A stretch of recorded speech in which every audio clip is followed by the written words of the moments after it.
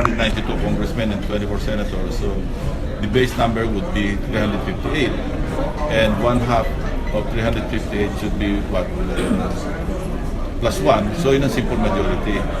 So we're anticipating, in fact, I was talking to one of the senators, and we would suggest that we hold an all senators caucus just to pick the brains of our fellow senators kung ano yung magiging position namin on the matter. Although, irrelevant naman kami rito because by sheer numbers, 24 against 292, hindi kami magmamatter. But again, kung mayroong mga malakas ng opposition and the Senate itself will have a common stand, and we may opt to make our voices heard at least in that joint session. Sir, kayo mismo, ano yung gusto nyong masiguro dun sa declaration so that it will not be abused? Well, yun nga, dapat lang walang abuses, but I think the armed forces is professional enough to handle the situation na talagang pick targets lang.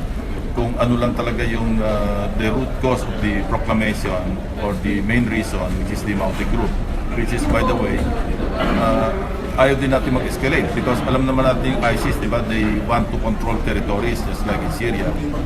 So, mainam na rin yung merong, sa akin, this is my personal view. And I will express this if and when we discuss with our fellow senators.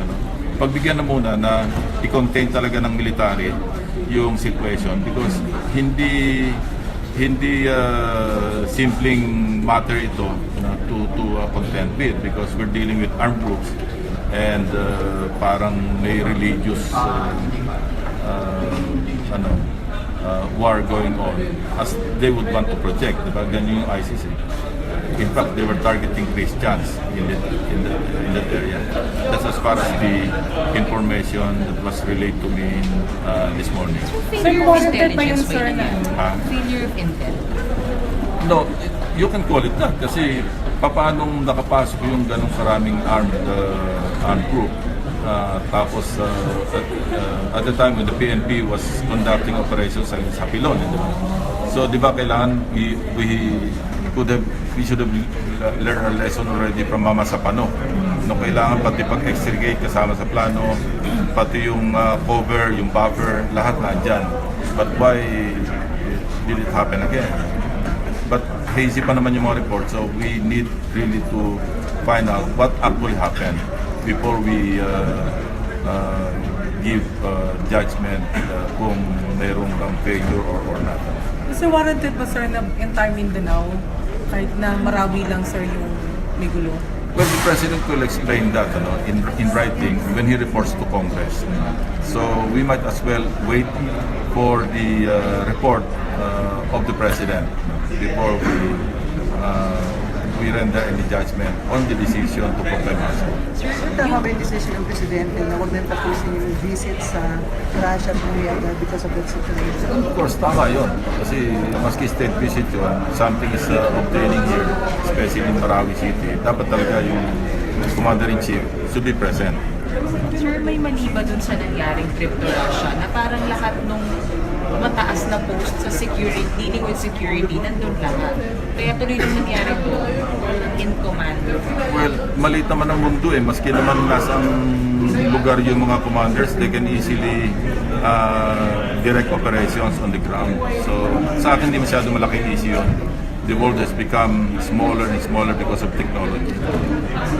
Sir, yung all senators caucus, kailan yung nag-usap kami at least ni Senator Lauren and I think she already called the attention of Senator Soto and Senator Recto because wala yung Senate President that we hold an all senators caucus just to discuss among ourselves muna being the other half of the Congress as an institution.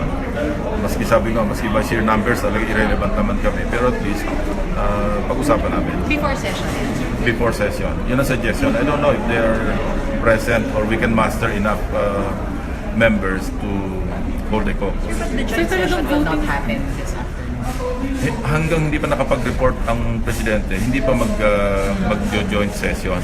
Pag nag-report na, and that's within 48 hours, and the president is arriving this afternoon, so probably, give or take tomorrow or this evening, he will already render a report, either personal or in writing. Yan ang sinasabi ng Constitution. So yung pag-continue sa joint session, kailangan ba within 48 hours? Within 24 hours after the 48-hour period. So pwede ba nyo invoke na voting separately at talagang joint? Hindi, malinaw sa Constitution. This is unlike the provision on charter change. Ito malinaw talaga, voting jointly, simple majority, sinabi doon. So hindi ba na-clarify yan dun sa nung nag-joint session nung nag-martial law sa Mamasapan, no? Hindi, pero Talagang- malinaw ang wordings ng Constitution sa Declaration of Martial Law, sa Proclamation. Talagang simple majority of all members, meaning hindi yung quorum lang. Meaning total number of senators plus congressmen, yun ang base number. Kukuha ka ng majority noon, yun ang kailangang makaboto to revoke. Remember, not to approve or to confirm, but to revoke. Yan ang nasa Constitution. Pero sir, should that be an issue Of course, the Supreme Court may also come into the picture. If somebody files a petition, pwedeng, after all, siya yung final arbiter, di ba? So pwede rin ang Supreme Court mag-act on the matter. Pero sir, i-issue pa ba yun, sir? Ay, sorry. No. Issue pa ba yun, sir, na yung voting jointly or separately? Hindi na. We'll address that issue kasi klaro naman. Sir, kapag Sir, kung martial, continue sa 24 hours na yun, dapat ba within 24 hours yung decision nyo? Or you can take your time and full discuss I it? think we can take, unless merong urgency to revoke. Because remember, when we revoke the proclamation, hindi pwedeng i-set aside ng presidente yun eh. That becomes final. Walang veto power ang presidente kung nirevoke ng Congress by a majority vote yung kanyang proclamation. And that's also clear in the Constitution. It cannot be set aside. saan in-expect natin ngayong umiiral yung martial law sa Mindanao? Hindi pa ibang majority ng sundalo at police. Hindi, nakadeploy na sila doon. Pero additional, ibig sabihin. Well, I would like to support the idea to deploy more military personnel just to contain the situation. Remember, maganda rin situation sa Sulu Basilan area, di ba? Dahil on the run yung mga ASG, but ito, nangyari naman sa Marawi, perpetrated by another group, which is ISIS inspired. You know?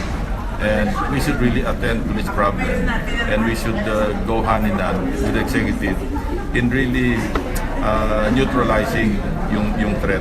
Sir, sorry, ano lang po yung mga expectations dun sa declaration ng martial law? Like, meron ba mga warrantless arrest sa Mindanao? Oh yeah, it goes without saying, yung ano ng mga martial law. Pero iba yung concept ng martial law after the 1987 Constitution compared to the 1973 Constitution. May mga variations. Sige, okay. Pero sir, dapat hindi ito nationwide yung martial law. Pwede nga actually any part thereof, pwede sa mag-declare nation. Kaya lang, baka hindi pumasa na sa Congress yun kung sasama pati.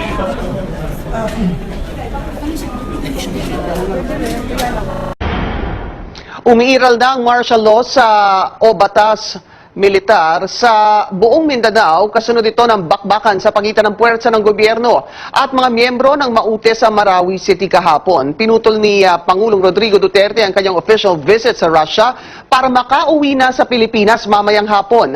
Kasalukuyang nasa eroplano na siya ngayon at inaasahang lalapag sa bansa mamayang hapon. Sa isang video na inupload ni PCO Assistant Communications Secretary Mocha Uson sa Facebook, nagbigay ng pahayag ang Pangulo tungkol sa krisis sa Marawi. Makes me happy. I'm sad. But what makes me happy is that I was able to have a last minute, hindi last minute, but it was almost an hour. A last minute meeting with President Putin, and I was able to communicate all the things that I wanted to tell him. Maganda naman ang positive naman ang So message po sa mga kababayan natin. mga kababayan natin na do not be too scared. I'm going home. I'm cutting my visit here to be with my countrymen, and I will deal with the problem once I arrive. But let me just tell everybody that I have declared martial law for Mindanao. How long? Well, how it would take a year to do it, and We'll do it. If it's over within a month, then I'd be happy. Pero ang martial law is martial law, ha? So kayong mga kababayan ko, you have experienced martial law.